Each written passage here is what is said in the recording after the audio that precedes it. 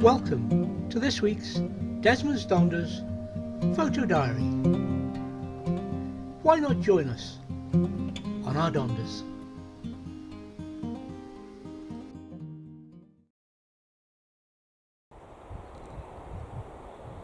We're at Spynie Loch.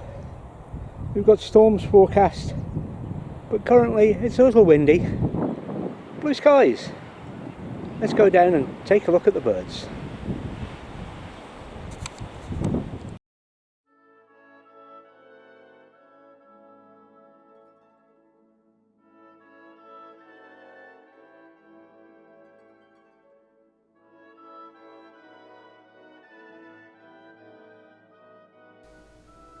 Spynie Loch. In the early days of human settlement, the highland from Burghead to the lighthouse at Covesea and the Stotfield area of Lossiemouth were islands in the Moray Firth.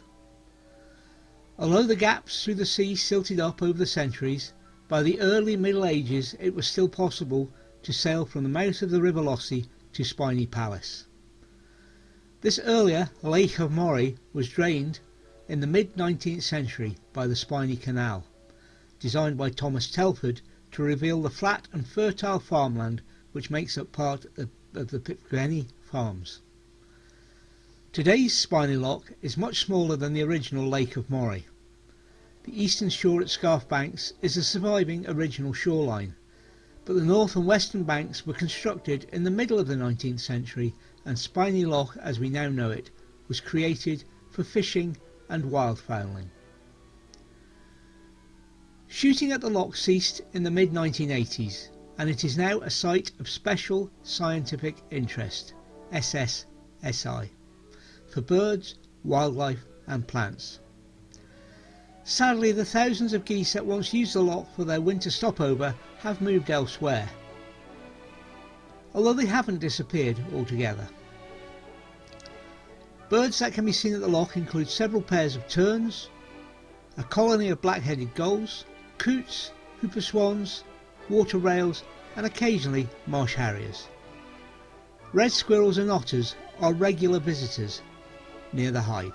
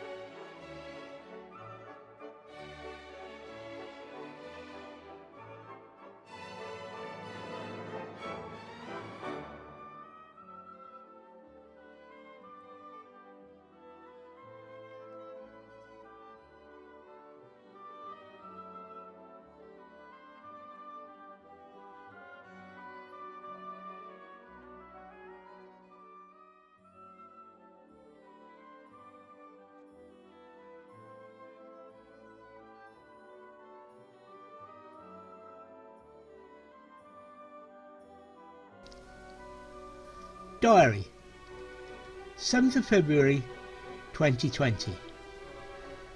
A surprise suggestion from Lindsay sees us heading off to Loch Spynie, and after I picked Lindsay up from work. We spotted a barn owl on the back lanes heading to the loch. On arrival we picked out a spot and got settled in. A light supper and relax, then off to bed. There is a storm forecast, but so far no worse than normal.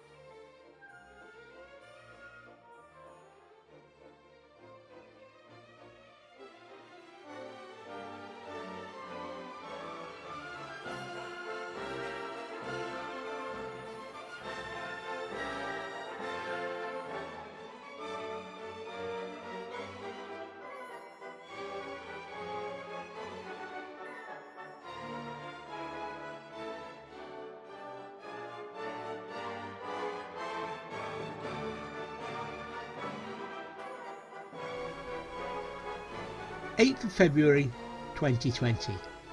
We were up reasonably early and breakfasted, watching the birds in the car park. There is plenty to see, including bullfinches and great tits. And then it is time to walk down to the Hyde for a while. We had a great couple of hours down at the loch. There was loads of species and plenty of action from squirrels and birds alike. Then back off to Desmond for some soup and a sandwich. Lindsay then went for another walk while I listened to the Six Nations rugby. On a side note, there were some noisy folk in the Hyde. I do not mean talking, but banging and crashing about. While the birds did not seem to mind, I did. We spent the evening waiting for the storm to arrive. Nothing out of the ordinary, just some wind and rain.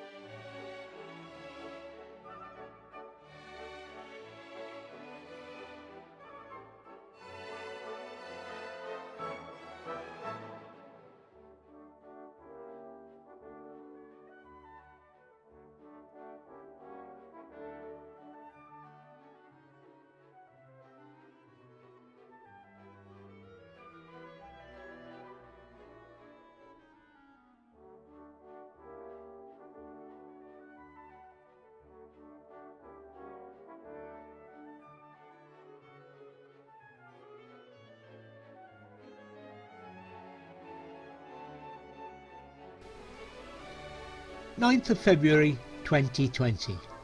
We awoke to another good morning. It is a little showery but not stormy. I checked in on the 2-metre news net and tried for 40 but nothing.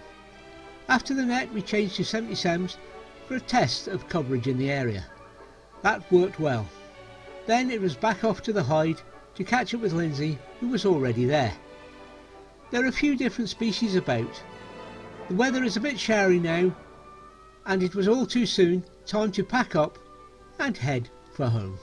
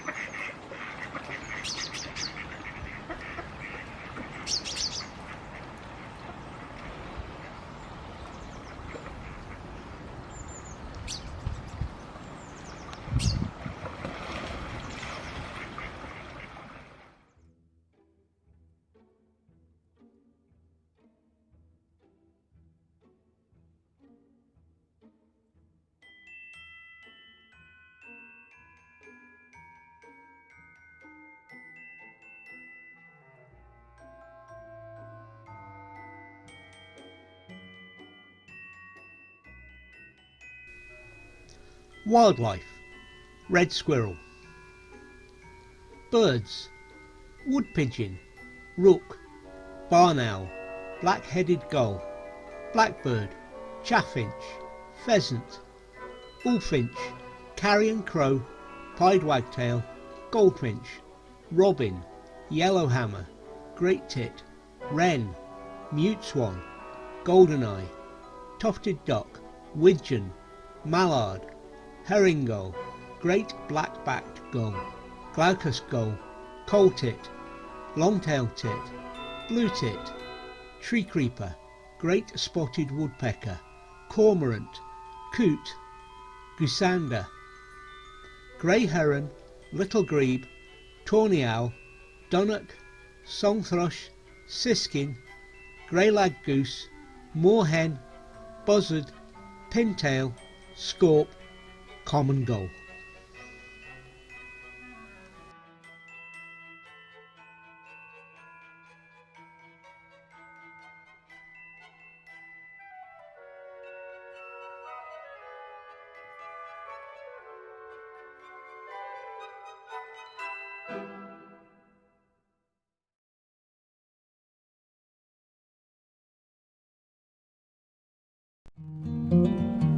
Thank you for watching Desmond's Donders.